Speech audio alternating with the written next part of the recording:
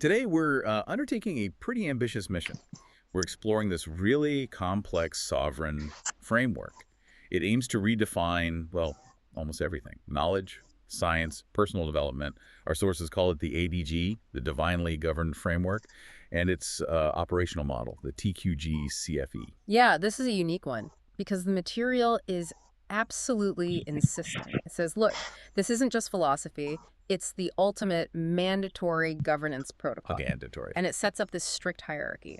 All human scientific knowledge, all our rational thinking, it says, must submit to this higher rule book. Wow. Okay. That immediately clashes with how we usually operate, doesn't it? I mean, Right. academic rational thinking, RT, that's kind of the gold standard for finding truth. Right. But here, RT isn't just seen as like incomplete. It's called a flawed system, something that actually needs governing. Why? Yeah. That's a huge claim to make. Well, it seems to boil down to limits. Jurisdiction, you could say. Rational thinking, the systematic, evidence-based process. Yeah, based on verifiable facts, existing knowledge. Exactly. What the framework calls TIN, basically, your current data stack. RT is incredibly powerful, no doubt, within the physical world. It can look at the universe, the source argues, and logically deduce there must be a single intentional designer. Okay, yeah, the sort of first cause argument. Science sometimes bumps up against that, but tends to steer clear. Precisely. But according to this framework, that's exactly where RT hits its boundary. It's fundamentally incomplete because its tools only work on the observable physical stuff. Mm. So it just becomes incapable of answering what are called the five core governance questions. Like, what's the ultimate purpose of all this? What's the afterlife structured like? Absolute morals, why are we even here? Right, questions that need data from outside the lab, That basically. exactly. They require a different kind of input, a governance manual that you just can't get from observation alone. So RT is like this amazing calculator, but if you ask it a question that needs data it doesn't have access to. It either crashes, gives a wrong answer, or just, gives up. And that failure mode, that's what leads directly to what this framework calls the catastrophic error. Shirk. Shirk. Okay. It's described almost like a kernel level corruption in an operating system. It happens when rational thinking itself, or maybe the amazing things RT produces, like a brilliant theory of Well, it's like everything. quantum gravity or something. Yeah, exactly. When that gets treated as the absolute final authority, as the ultimate ally, the governance reliance authority. Ah, okay. So you can picture it, can't you? The scientist, maybe after decades of incredible work using RT, has this breakthrough. Finds that elegant equation. Right. And then mistakenly elevates that human achievement, that product of RT, to the level of ultimate truth, thinking this is it. This is the final answer. That's the exact failure mode described. By submitting your consciousness, your ONAFs, as they call it, to that faulty human-made framework as the absolute governor, well, that's committing shirk. And they use the example of Ibrahim, right? Yes. Presented as a brilliant rational thinker, he could deduce a designer through reason, but crucially, he recognized his reason couldn't deduce the actual rules of existence from the designer. So if he'd stopped there, relied only on his own RT deduction as the ultimate rule. That would have been shirk. His recognition of that limit demonstrates, in this view, why you need this external ADGE system for operational stability, to stop even the most intelligent minds from self-corrupting by exceeding their jurisdiction. Okay, so it establishes this clear hierarchy. RT is a tool, a subordinate tool for figuring out the how, the guidance. Right? But it can never be the what and the why, the governance. That has to come from the ADGE, the creator-provided rulebook. RT submits to IT. Exactly. Governance first, then guidance flows from that proper alignment. Okay, let's pivot then to the two big equations that supposedly define this hierarchy. If ADGE is the core rulebook, how is it defined? Well, the ADGE is represented by this equation, CDEV network, C sub network, sup dev sub. It's framed as the ultimate governance equation. It defines the why existence, why development. It deals with what's called el-haq, the absolute governance truth, the highest level objective. The ultimate why, and the second one, TQG CFE. TQG-CFE, represented as psi universe, S sub universe sub. That's more like the interface equation. If ADGE is the OS, TQG-CFE is the API, or the cognitive interface. Ah, It explains how the individual consciousness, the NFs, interacts with what we perceive as reality. It acts as the bridge connecting those ultimate governance rules down to the physical laws we experience day to day. That why versus how distinction is really helpful. Okay, now to really get our heads around this, we have to understand how it redefines familiar words using something called the organic quranic methodology, or OQM. Yes, this is absolutely crucial because the terms shift from just surface meaning asid to their deeper governance meaning ahak. If you stick with the surface meaning, you miss the whole operational Also, point. give us an example. Take Din al-Islam, usually translated as the religion of Islam, but in this framework, it's the sovereign governance system of seating. It's the technical name for the rulebook, the framework itself, the act of submitting to the governance. Whoa, okay, that's not just a redefinition, that's a complete paradigm shift. What about, like the Malaikas, often translated as angels? Right. Here, they're redefined functionally as governance executors. Think of them as operational agents. They implement the governance commands coming from Allah, the ultimate source of governance. So, like system processes ensuring the rules run correctly. Kind of, yeah. And they provide guidance and support for the analysis development, especially helping to cut through all that internal noise from faulty RT. And maybe the most critical one for the individual journey, Iman, usually faith or belief. Here, Iman is presented as something quantifiable. It means achieving systemic safety and security. The term used is M. It's the measurable, reliable output state that you achieve only through compliant execution of the protocols. So it's proof of system integrity. Exactly. If you've achieved Iman, you've demonstrated your system. Your consciousness is stable and correctly integrated with the ADGE. It's not passive belief, it's an achieved operational state. Okay, that makes sense of the next part then, this mandatory progression. The 3 steps you have to take, cognitively and operationally, to get from the starting point to that stable output state, from Muslim to Mu'minun. Yes, this is the practical core. The pathway for optimal cognitive development, or CDEVs, step I is becoming Muslim. This is defined as the sovereign input state. Input state. It's the conscious act of ceding authority. You formally hand over all your existing knowledge, your academic understanding, your Or tin. that hard-won RT knowledge. Exactly. You hand it over to be processed, filtered, and governed by this divine algorithm, the ADGE. So the entry point is that voluntary submission of your own logic, acknowledging its limits. And the benefit is, The immediate operational benefit claimed is reducing collective bias in the network, symbolized as a network, subnetwork sub. interesting. Okay, that's step 1, seeding. What's step 2? Step 2 is guidance practice. This is the active execution phase. You have to manage your internal state to actually receive the guidance properly. And the absolutely key requirement here is cognitive silence, called abra. Sabr, usually patience. But here, it's not passive waiting. It's described as an active, almost fierce suppression of the faulty RT noise. You know, that constant internal chatter, the assumptions, the biases driven by your incomplete tin. So it's like building a mental firewall, creating a quiet space to receive correct signals. That's a good way to put it.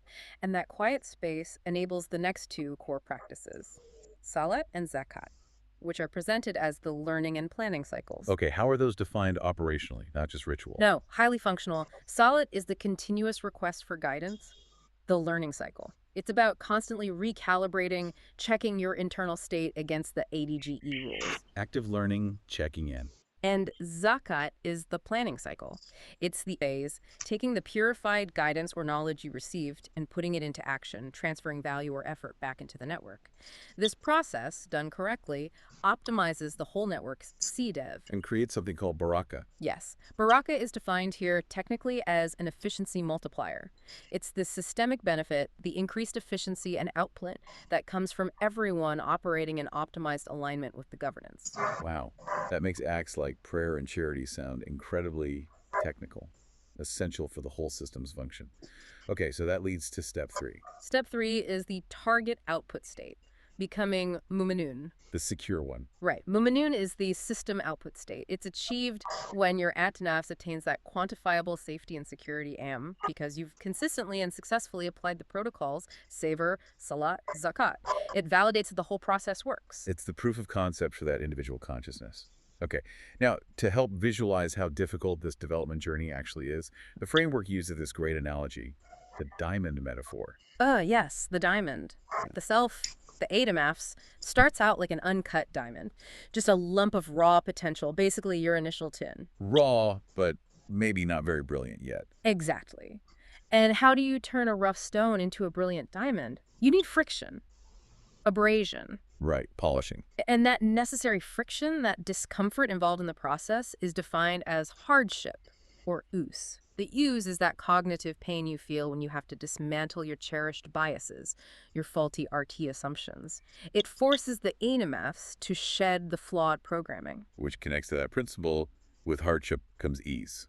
Precisely. Verily with hardship, user comes ease. Yes. User or ease isn't about life suddenly becoming physically comfortable, it's the resulting cognitive state. The clarity, the stability, the integrity of the polished diamond. That's the ease of being properly aligned. Okay, so it's the polishing friction. What's the actual polishing tool in this metaphor? How do you apply it? The tool is Zikr, defined here as the Balanced Entanglement Protocol, and this is where the Mala'ika, the governance executors, come in to assist. How does Zikr work? You engage in active study, specifically of flawed Quranic characters, archetypes of error described in the Quran.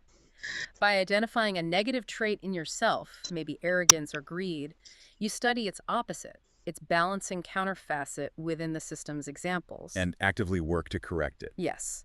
You work to balance that facet of yourself. It's like polishing one facet of the diamond at a time by understanding and integrating its balancing opposite.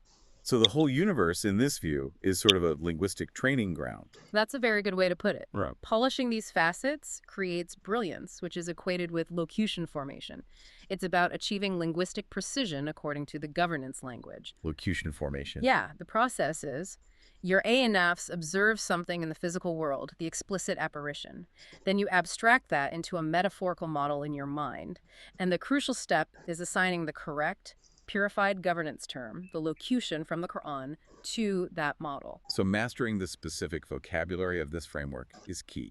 Absolutely key. It's how you align with ADGE and avoid misinterpretations, avoid errors like shirk. It's all about using the right terms for the right concepts within the governance hierarchy. Okay, that linguistic precision brings us right back to the hierarchy of equations we started with.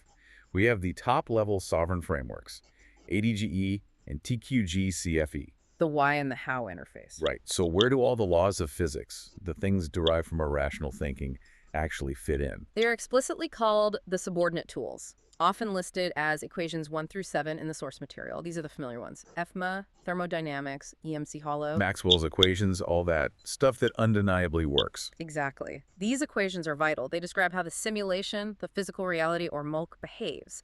They provide acic P surface truth. They built our entire technological world. Engineering, electronics, medicine. Absolutely.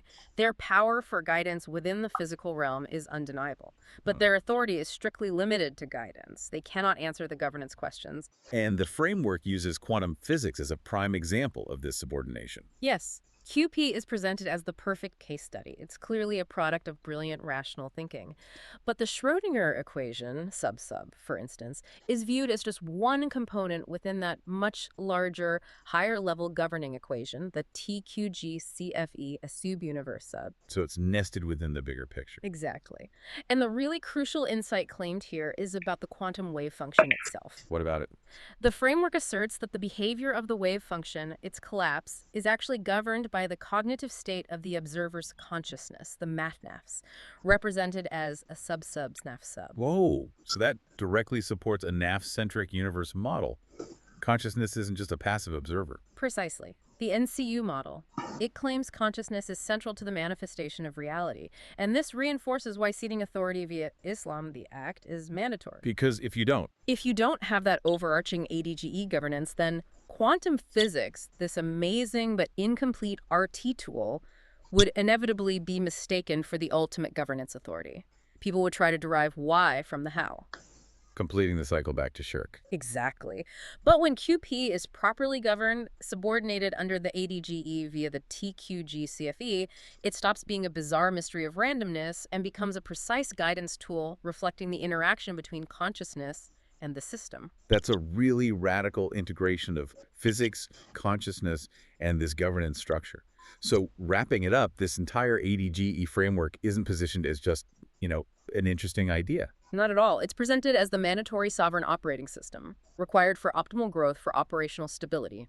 And it applies equally to humans and even potential future AI systems. Yeah. The claim is universality for any conscious entity capable of processing information and making choices. It's the ultimate instruction set designed to push conscious systems beyond the inherent limits of pure rational thinking. Okay. So, a final thought for our listeners to mull over. Well, tying it all together, the framework redefines even something like Hajj, traditionally the physical pilgrimage. Right. Here, its higher meaning is presenting an argument. It's framed as the ultimate intellectual challenge. So the real compliance, the real journey, isn't just physical ritual, it's constant intellectual rigor. It's about actively dismantling those flawed RT structures inside yourself using this purified governance A language. continuous internal audit almost. You could say that. Which leads to the provocative question for you, the listener, engaging with this material. What part of your own existing knowledge, your personal, that expertise, that understanding you've built through your own rational thinking, are you maybe unknowingly treating as ultimate governance as the final word? Instead of seeing it as potentially powerful but ultimately subordinate, guidance that needs to be aligned with a higher framework. Exactly. Making that distinction, that's presented as the core challenge, the ongoing work required by the ADGE system.